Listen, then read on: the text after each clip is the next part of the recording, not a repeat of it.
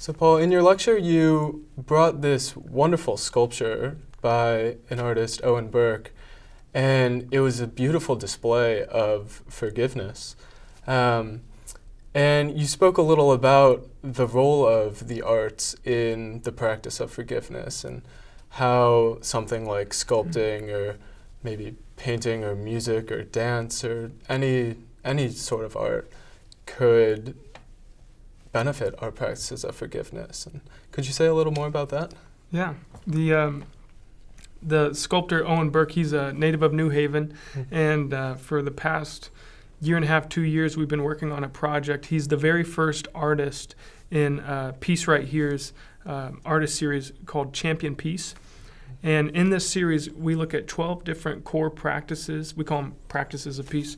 And one of those practices is forgiveness.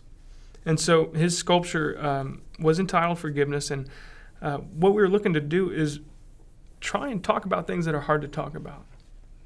Forgiveness is hard to talk about. It's hard to practice. There's something about photography, there's something about dance, there's something about all these different art forms that seem to be able to say things that you and I can't.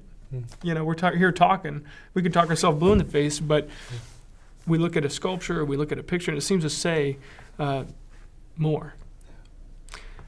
And so I think that's the value in really approaching the arts, is being able to get at the issue, to be able to really understand forgiveness in its full complexity. And it is a complex thing.